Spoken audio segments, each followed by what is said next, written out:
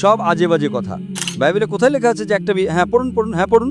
Matthew. শোনেন শোনেন শোনেন। স্যার ম্যাথিউ চ্যাপ্টার 5 আর ভার্স হলো 31। Wait wait wait wait wait ছাড়েন, আমি খুলছি একটু। এদিকে কি নেট চলছে? আমাদের মিস্টার জাকির নায়ক স্যারের কাছে প্রশ্ন করলেন, মিস্টার জাকির স্যার কীভাবে উত্তর দেয়। আসুন আমরা সবাই দেখি, আশা করি আপনাদের অনেক ভালো লাগবে। ভিডিওটি খুব ভালো হতে যাচ্ছে। আসুন আমরা সম্পূর্ণ ভিডিওটি দেখি। আমার নাম শাহিদ সালিম, আর আমি পবিত্র বাইবেলের একজন ছাত্র। এর আগে যে আমি প্রশ্ন করি, আমি আমার বিশ্বাসটা তুলে ধরতে চাই যে আমি সেই ঈশ্বরকে মানি যিনি আসমান ও জমিন সৃষ্টি করেছেন, ঈসা মাসিকে যিনি কুমারী মরিয়মের গর্ভে জন্মগ্রহণ করেছেন, ক্রুশবিদ্ধ হয়ে মারা গেছেন, সমাহিত হয়েছেন, তৃতীয় দিনে মৃতদের মধ্য থেকে জীবিত হয়ে উঠেছেন এবং আকাশে চলে গেছেন। আমার বিশ্বাস হলো যে তিনি আমাদেরকে নিতে আসবেন। আমার আজকের প্রশ্ন হলো স্যার, যে পবিত্র বাইবেলে শুধুমাত্র একটি বিয়ের অনুমতি আছে, আর পবিত্র কোরআনে 4টি বিয়ের অনুমতি আছে, আর মুসলিমরা বলে যে আমাদের ঈমান ততক্ষণ পর্যন্ত পূর্ণ হয় না যতক্ষণ না আমরা বাইবেলের ওপর ঈমান আনি। এটা আমি ওই বাইবেলের কথাই বলছি যেটা আসলটা। আর বাইবেল দ্বিতীয় বিয়েকে ব্যভিচার বলে সাব্যস্ত করে। পবিত্র কোরআনে 70 জন হুরের কথা বলা আছে। আমার প্রথম প্রশ্ন হলো এই যে আকাশে ওই 70 জন হুরের উদ্দেশ্য কি, যা আমাদের ভাইদের দেওয়া হবে? আপনি বললেন যে মুসলমানদের ঈমান হলো যে তারা বাইবেলকে মানে। এটা একদম ভুল। পবিত্র কোরআনে কোথায় লেখা আছে যে বাইবেলকে মানতে হবে?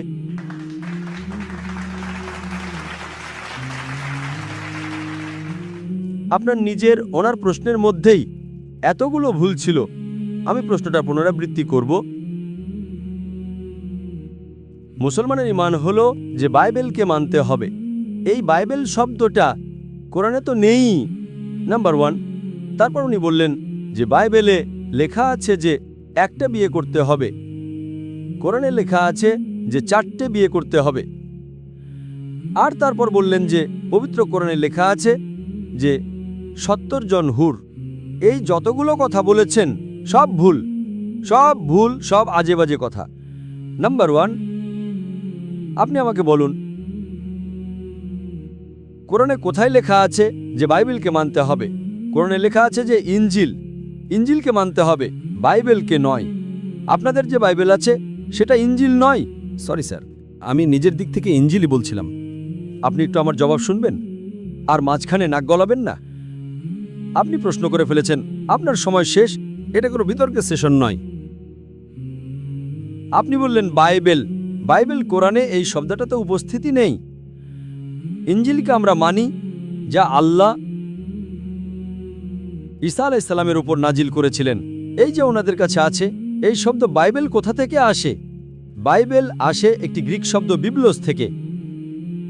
বিবলোস, ইঞ্জিল থেকে নয়। বিবলোস মানে হলো বইয়ের বই। আমাদের বাইবেলের উপর বিশ্বাস আছে যে সেটা আল্লাহর কালাম। আজকে কি বাইবেল অনুযায়ী আমল করতে হবে নাকি? কোথায় লেখা আছে যে বাইবেলের উপর আমল করতে হবে? আমাদের এই বিশ্বাস রাখা উচিত যে ইঞ্জিল আল্লাহর কালাম। এই বিশ্বাস রাখার দরকার নেই যে ইঞ্জিলকে মেনে চলো।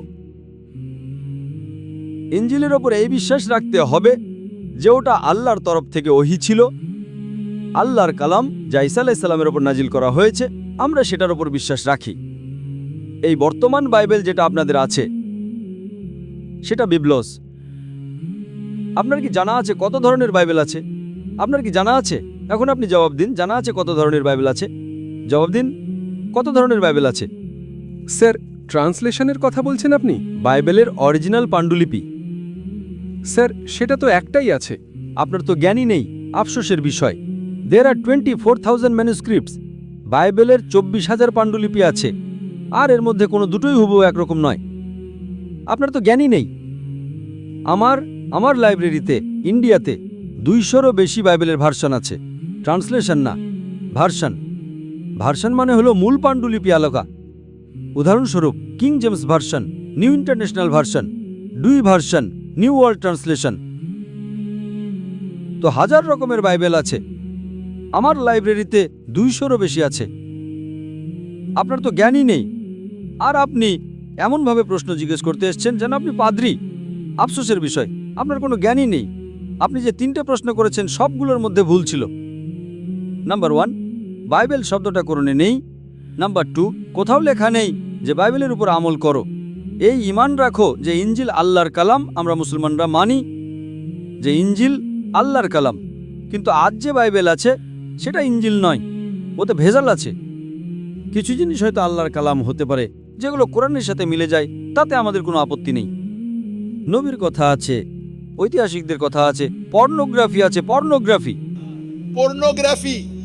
যেমনটা আমি আগের ভাইকে বললাম, আপনি যদি আমাকে 100 কোটি টাকাও দেন তবুও আমি এজেকিয়াল চ্যাপ্টার 24 পড়তেই পারবো না, কারণ ওটা পর্নোগ্রাফি। তো প্রথম আপনার যে প্রশ্ন ছিল, প্রশ্নের আগে আপনি বললেন যে বাইবেল, কোরআনে লেখা আছে যে বাইবেলকে মানো। একদম ভুল, সেটার জবাব দিয়ে দিয়েছি।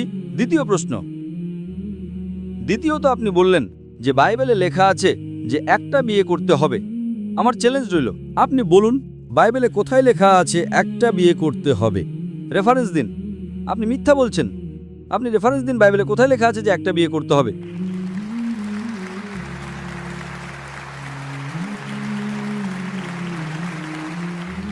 ওনার মাইক্রোফোনটা চালু করো। রেফারেন্স দিন। Sorry sir. বাইবেলের কোনো রেফারেন্সে লেখা আছে যে একটা বিয়ে করতে হবে? ভাই সাহেব, আমি রেফারেন্স জিজ্ঞেস করছি। আপনার কাছে রেফারেন্স আছে? বাইবেলে কোথাও লেখা নেই যে একটা বিয়ে করতে হবে। ভাই সাহেব জবাব দিন, এখন মাইক্রোফোন অন আছে।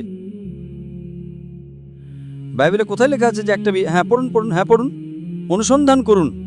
10 বার পড়লেও কোথাও পাবেন না আপনি। জি স্যার, আমি রেফারেন্স পড়তে চাই স্যার। আগে রেফারেন্স দিন। কোন রেফারেন্স? ম্যাথিউ। শোনেন শোনেন শোনেন শোনেন, আপনি বলেছিলেন যে বাইবেলে লেখা আছে একটা বিয়ে করা উচিত।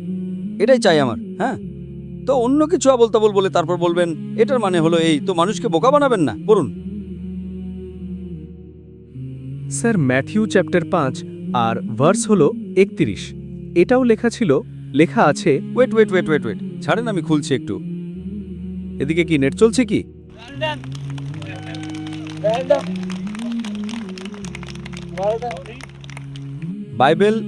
Bible Matthew 5 verse 31।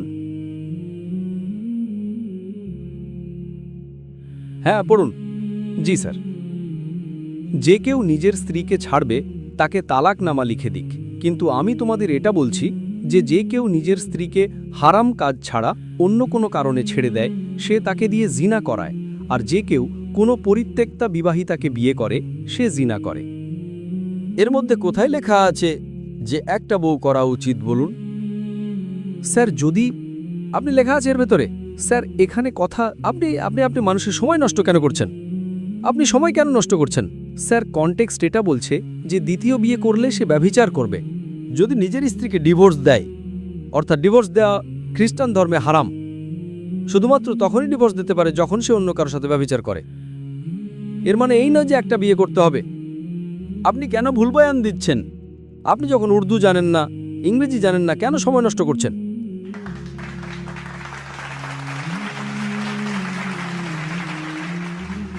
প্রাচীন যুগে বলা হয়েছে, আর এটা আমি gospel of Matthew chapter number 5 verse number 31। প্রাচীন যুগে বলা হয়েছে যে কেউ নিজের স্ত্রীকে ডিভোর্স দেবে না।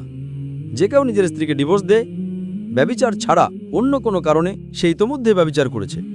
এর মানে হলো তালাক দেওয়া খ্রিস্টান ধর্মে হারাম। অর্থাৎ যদি আপনি নিজের স্ত্রীকে ডিভোর্স দেন আর অন্য কাউকে বিয়ে করেন তাহলে সেটা ব্যভিচার, শুধুমাত্র যদি সে ব্যভিচার করে তবেই। তো এটা ডিভোর্স সম্পর্কে কোথায় লেখা আছে যে একটা বিয়ে করতে হবে? পুরো বাইবেল পড়ুন, কোথাও লেখা নেই যে একটা বিয়ে করতে হবে। যদি আপনি যতগুলো ধর্মীয় বই পড়েন, हिंदुइज्म की, क्रिश्चियनिटी की, जुडाइज्म की, কোনো ধর্মীয় বইতে লেখা নেই যে একটা বিয়ে করতে হবে, শুধুমাত্র লেখা আছে কোরআনে। স্যার কোরআনে আল্লাহ তাআলা সূরা নিসাতে বলেন, সূরা নম্বর 4 আয়াত নম্বর 3, আপনি নিজের পছন্দের বিয়ে করুন। 2 3 या 4 কিন্তু যদি নিজেদের মধ্যে ন্যায় বিচার না করতে পারেন তবে শুধুমাত্র একটি, এই শুধুমাত্র একটি শুধুমাত্র কোরআনে আছে। পবিত্র কোরআন ছাড়া অন্য কোনো ধর্মীয় বইতে নেই।